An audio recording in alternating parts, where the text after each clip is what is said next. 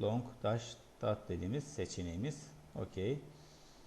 Tekrar buradaki seçeceğimiz şeye üzerine gelerek OK dedik. Ondan sonra kesik layer'ı içinde yine çizgi tipi continuous olan kısmından load kısmına basarak burada da ikinci sıradaki dash space'i alabiliriz. Tekrar üzerine tıklayıp OK diyerek bu şekilde gelir.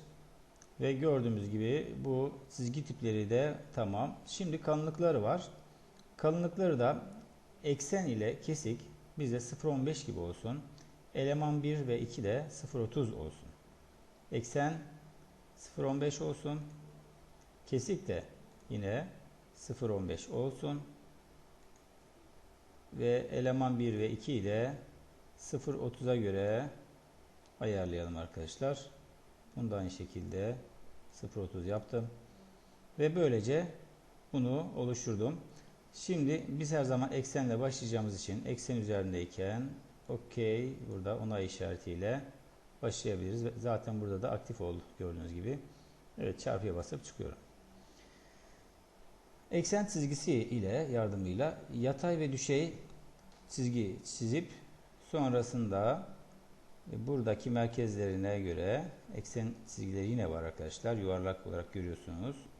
Tekrar eksen çizgisi var.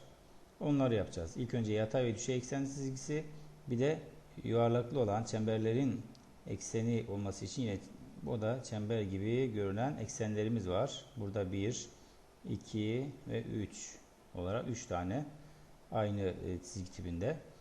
Onu da devamını getireceğiz şimdi. O zaman biz bir kenarda eksen çizgimizi yatay ve düşey olanı çizelim. Line enter deyip şöyle yatayca uzunca bir şey çizelim. Zararı yok çünkü sonradan kısaltabiliyoruz. Bir de yine ortasından da gidebiliriz gerçi ama şöyle enter'e basmamız gerekiyor. Şunu da aşağı doğru uzatabiliriz line komutuyla. Tam ortasına göre bunu ayarlamış olabilirim. Bazen faydalı olabilir diyeceğim ama burada boyu değişmiş. Bakın ortasının boyu değiştiyse bunu buraya getirebilirim. Ve böylece ortaların tam çakışmasını sağlayabilirim. Evet.